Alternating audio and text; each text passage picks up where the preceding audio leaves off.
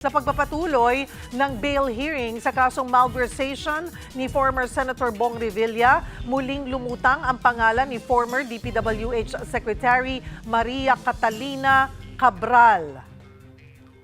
Para sa update, magbabalita live si Mobile Journal Arles de los Santos. Arles, ano yung kinalaman ng nasawing DPWH official na si Yusek Cabral sa kasong hinaharap ngayon ni Revilla?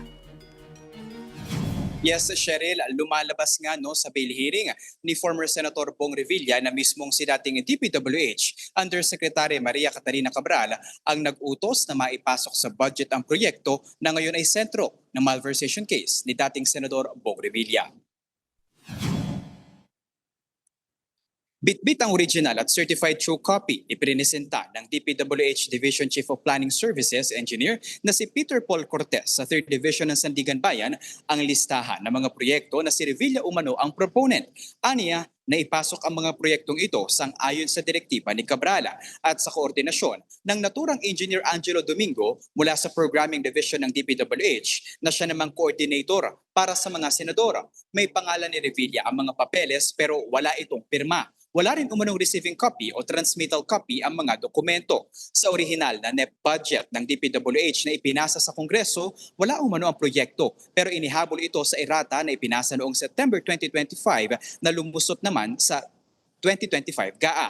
Kahapon naman, Cheryl, ay humarap din dito sa bail hearing ang dating liaison officer ng Sims Construction na si Monica Luis Ocampo Santos. Ibinunyag niyang kasama umano siya sa personal na nag-deliver ng 299 million pesos para kay dating DPWH Bulacan Engineer Bryce Hernandez kasama ang umano'y 74 million pesos na pondo para sa subject project na malversation case sa Pandi, Bulacan na ang pera isinilid nila sa karton ng mga toyo at chichirya.